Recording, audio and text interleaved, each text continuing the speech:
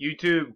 Cliffjumper 1984, Red Rocks, finally finishing up the series of my top 5 favorite Transformers. Of course, they were all Autobots. Let's start up from the bottom. Number 5 was Blaster. Number 4 was Jazz. Number 3 was Ultra Magnus. Number 2 was Cliffjumper. And number 1, if you do not know him, not seen a lot of my endings to my videos, my number 1 of all time is Ironhide. And as long as, as well as the other videos I've been doing, why is Ironhide my favorite Gen 1 Transformer? Of course, it's like the personality is all a big deal in this. He definitely had his fair share of good one-liners. He had some serious ones and some that were kind of comical. But he was also a major part of, Generation 1. He was in a lot of episodes, which made, you got to know his character a lot. He also was Optimus Prime's bodyguard, basically. His faction for the Autobots is dubbed as Security.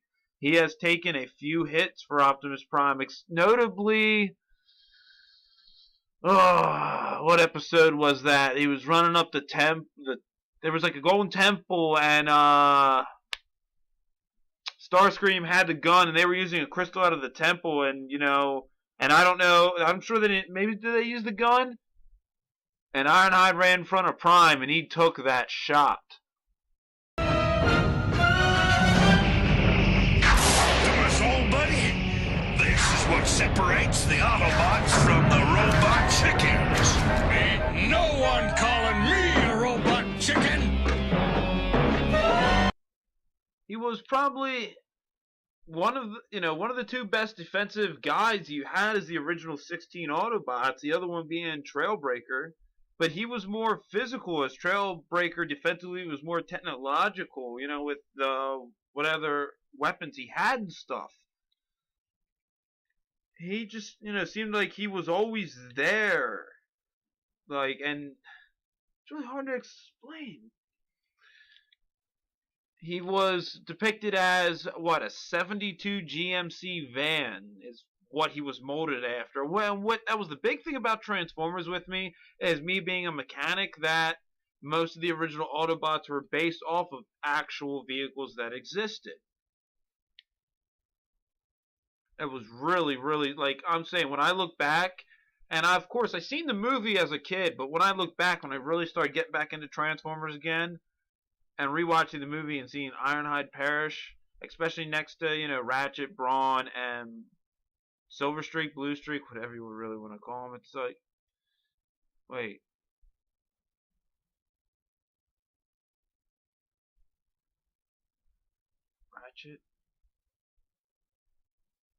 Ratchet, Brawn, Ironhide, and Prowl. Yeah, why does I think Blue Streak was in that? I mean, they never showed, did he? He must have died in the movie, but they never showed him. Excuse me for that little brain fart right there. That's really horrible as a Transformers fan. You know what I'm saying? Yeah, drink one with me. I mean, again, this figure right here is the first time I've ever owned the actual Generation 1 figure. I never even had a Ratchet yet either. I have, his weapon still in the plastic and the stickers unapplied, but I do not have a Ratchet figure. I guess this would be a 85 figure, as I have the giant. Is that a pre-rub that's on top, or no? That's just the regular sticker. So this would be an 84 because this wouldn't be a pre-rub. Am I correct? And the trailer back end of the truck simply pulls off. Legs fold down, pull out the arms, push our front down, flip out the shoulders, and flip our arms down. Yeah, that's your Ironhide. There's supposed to be a face that goes right in here. It's hard to see besides how dirty the glass is. There is a nice kit that replaces this with shoulders and an actual head for the figure, which is, I think, awesome looking. I'm happy with people that are doing these third-party aftermarket carts for G1 figures and stuff like that. That's really neat. But then you've got this. Oh man, it's been a while since I've done this. Flip this out.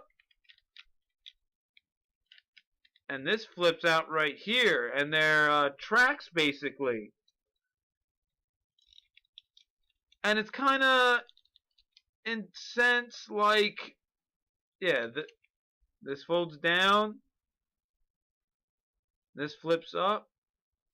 Like so. It's almost like a mini Rodimus Prime gun turret.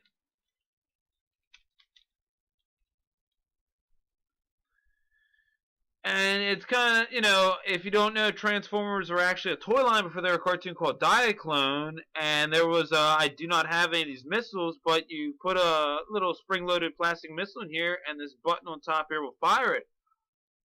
I kind of upset that they never, you know, used this. As much as you see Optimus Prime's trailer and it actually had Wheelie come out of it, you've never seen Ironhide use the back portion of his trailer.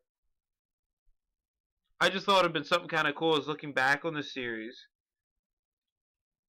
I mean, as a figure, I think he's one of the most ugliest G1 figures anyway, but we're talking about, like, is this a figure, you know, why do I enjoy him?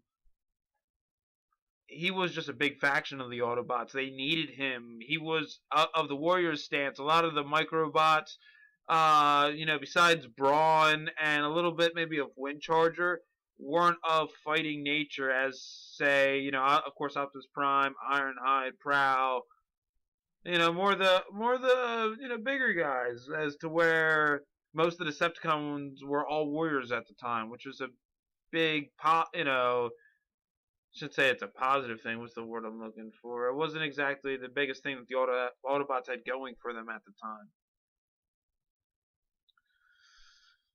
So yeah, that's it. That covers my top 5 favorite Generation 1 Transformers. It's Red Rocks, the Alcoholic Autobot.